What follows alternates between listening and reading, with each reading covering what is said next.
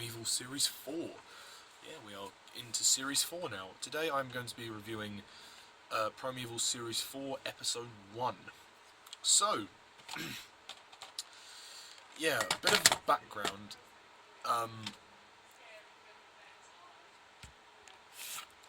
Sorry about that. Yeah, a bit of a background to the what happened with the show. This series actually aired 2 years after Series 3. Because after Series 3 there were some issues with ratings and the ratings went down. ITV weren't sort of fully invested in it. There were other projects that they wanted to invest in. Hence the kind of the gap. I mean, they sort of cancelled Primeval after Series 3. Although then a deal was struck so that Watch would air the next 2 series of Primeval, Series 4 and 5, and yeah, there's more than to it than that, but that's the general gist of it. So here we are with Series 4. Episode 1 continues pretty much a year after the events of Series 3. And obviously it begins with a kind of a monologue, narration by James Lester, kind of recapping the events of Series 1 to 3. And we see Abby and Connor surviving in the Cretaceous period. They have been there for a whole year now and are just desperate to go home. Danny is nowhere to be found, and a new team has been put in place. We have the new characters who are Matt Anderson, Jess Parker, and Philip Burton. Becca is also back as well. But yeah, so the plot is that sorry, what am I doing? Yeah, so yeah, Abby and Connor are surviving in the Cretaceous. They find Helen's anomaly device, which opens up anomalies, and it sends them back to the present day, and in which they accidentally bring a creature through. Yeah, this is like a big T-G-Rex or something or other. We also see the Dracorex at the very beginning, which is nice. Yeah, and then the team have to stop this creature and put it back through the anomaly. So the usual Primeval stuff. I thought this one was pretty good. I liked it. I really liked this one. I thought it was quite good. It's different. There is no denying that. It is different. Sorry if I'm a bit slow today. I'm a bit tired. It's very different. You can tell that immediately from the beginning. Also, the arc gets a brand new makeover. A lot of things in Series 4. Series 4 was when it kind of... They changed a few things up. I mean, the arc looks completely different, and if I'm going to be honest, I don't like it. I think it's terrible. It looks very futuristic. I miss the arc of Series 2 and 3, which have the sort of the wide open spaces. Excuse me, the wide open spaces, and you could tell there was a lot of scope with it. With this, it feels very contained, in the sense, confined. That's the word, confined. It feels very confined, and there's just loads of stuff there. I mean, you know, I don't understand why Jess's role in the team, she's there to sit there and talk to people. That's really it. And update people on things that don't really need to be updated. I mean, it seems like pointless. It's absolutely pointless. Because, you know, in Series 2 and 3, whenever there was an anomaly, they didn't have somebody sitting at the desk. They just literally saw it on the detector and just went after it to stop it. yeah, that was it. It seems unnecessary to have somebody sitting down up there and doing it. Excuse me. To have someone sitting down at a desk and, you know, using the controls. Yeah. I mean, yeah, the characters. We obviously have quite a few new characters, as I mentioned beforehand. Let's start with Matt Anderson. If I'm going to be completely honest, I can't stand Matt Anderson. I mean, throughout series 4 and 5, he's absolutely terrible. He's just so bad. I mean, I'll go into more detail as to why I hate him as the series goes on. He's just pathetic. He's just an absolutely pathetic character. He doesn't display any qualities as a team leader. You know, he tells people what to do occasionally, but he doesn't really cooperate with the team. You know, he does his own thing, and he kind of just mopes around. Not mopes around, but he kind of fumbles around and stuff, and it's just, I don't know, like, he's just an absolutely pathetic character, and I think the actor, what's his name, Ciaran McMenamin, I don't know how to say that, McMenamin. Ciaran McMenamin is a terrible actor. He can't act.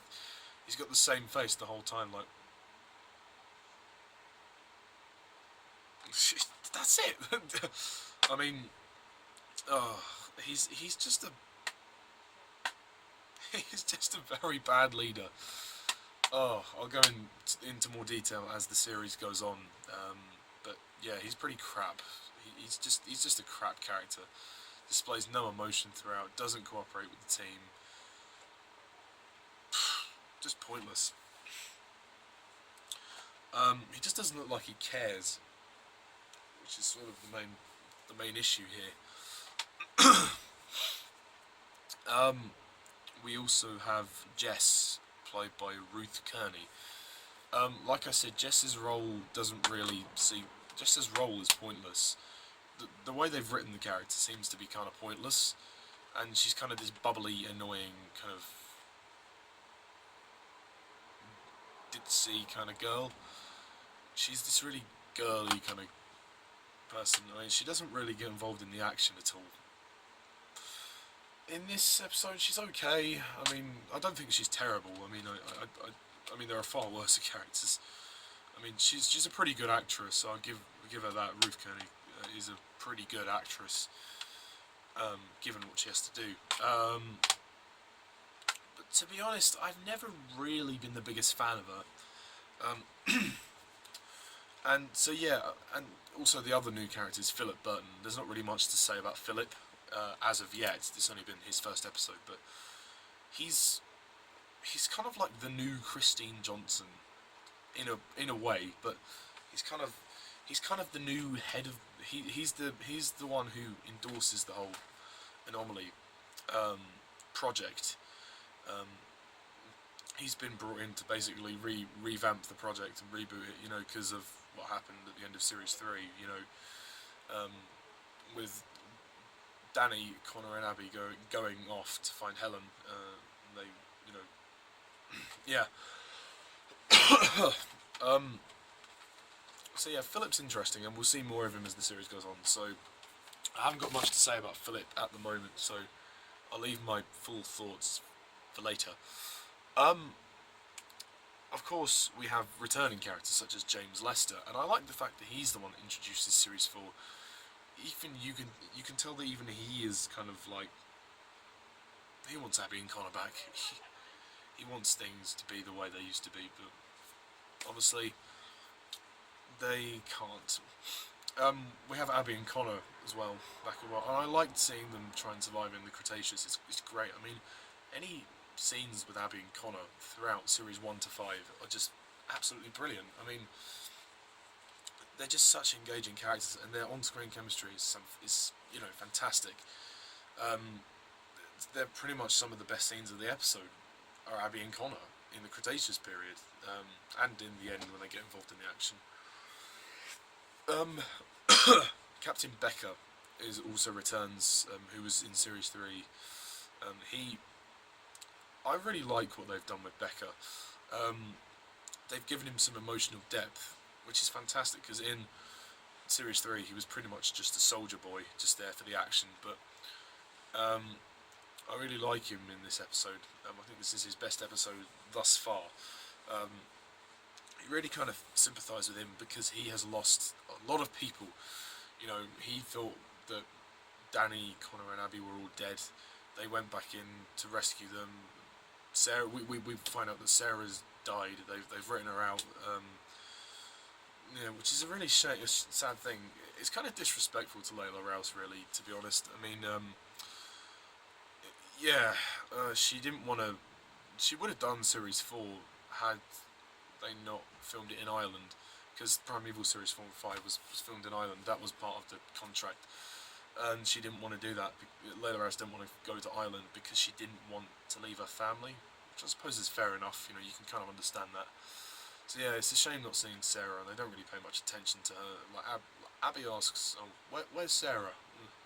But nobody responds. So you know, it's quite awkward. You know, because Sarah's dead, which is kind of a shame. They could have just said, "Oh, you know, she quit. She just left because she was heartbroken, you know, from losing Danny, Connor, and Abby." It seemed a bit harsh to just kill her off, but oh well, that's the way the cookie crumbles. I think also the CGI for this is just fantastic. I mean, this is 2011, so we're in an era with much better CGI. I mean, I've got Series 4 and 5 in Blu-ray, and it looks fantastic. It looks quite cinematic as well, which I'm really happy about. The pace is, I think, quite slow, but in a good way, because it's trying to establish you back into the world of Primeval after kind of like a 2-year break. It's been almost 2 years. It had been almost 2 years since Series 3. It had been a long wait. For me, I was craving Series 4 for a long time. I was worried that it wasn't going to even that it wasn't going to happen, because of the reviews and responses for Series 3. So yeah, I was a bit worried that Series 4 wasn't going to get made, but this episode is great. It brings you back into Primeval. It gets you involved with a new kind of style of Primeval, I suppose. One thing I've also got to mention is the music and title sequence. The music is pretty good. The score, I don't think it's as good as it ever was in Series 1, 2 and 3. But it is good. But the theme tune is just crap. They completely changed the theme tune. They changed the title sequence and the theme tune, which really pissed me off. The Series 4 and 5 title sequence and theme tune are terrible. Absolutely terrible. I mean, there's just no way you can compare. I mean, you know, what I loved about the original title sequence and music was that it was dramatic. It was epic. It was dramatic, and seeing the actors' faces come in the title sequence was awesome, as like the shards of the anomaly. That was a clever idea, and they completely squandered that with this. They have the, you know, like the weird trumpet version of the theme,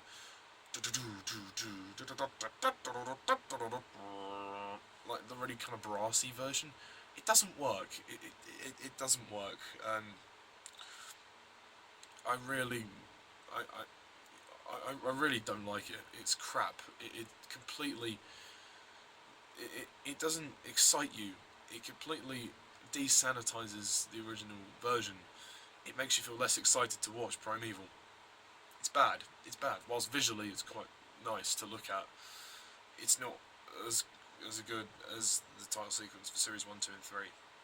It just isn't. But yeah, no, so that was disappointing. Overall, I think it's a pretty good episode. I don't think it's anything amazing.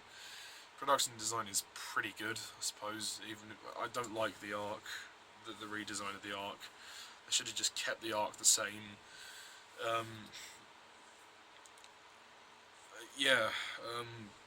But to be brutally honest, there's nothing else I have to say. It's pretty good. I think I'm going to be generous and give this one an 8 out of 10.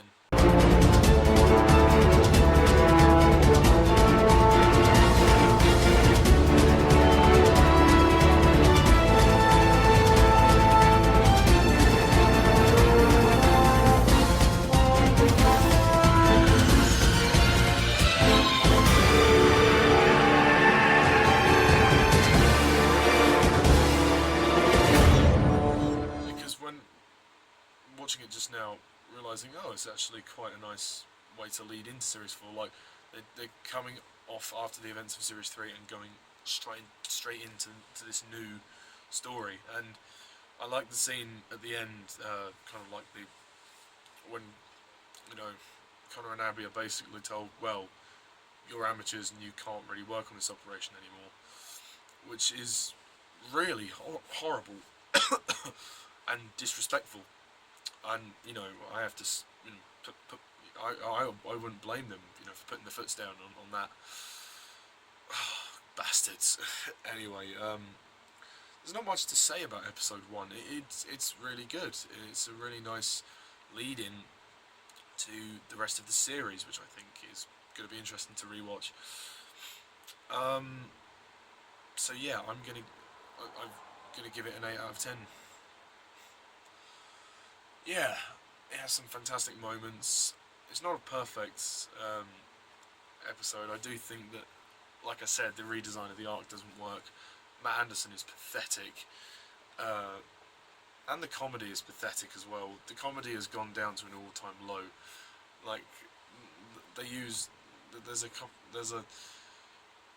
Matt and Becca have a couple of lines which are really, like, they try too hard to be comedic. Yeah, it's just not very good. It's not very good. The writing isn't its best, but it's good enough. Also, I have to talk about the new weapons, the EMDs, which are like these electromagnetic, these electro-charged guns that they're using, which don't necessarily kill it, which are basically just stun guns. So, in terms of technology, it's nice that they've upgraded that. But yeah, beyond that, I'm not really overly impressed. But I thought, yeah, it was really good. Yeah, I enjoyed it. So yeah, that's all I have to say about episode 1. So tune in next time when I review series 4, episode 2. And also tune in for my review of Beneath the Planet of the Apes. Hopefully that will be coming tomorrow. So yeah, all good there. But anyway, that's all I have to say. So thank you all for watching. As always, I'm Mr. TARDIS11. See ya.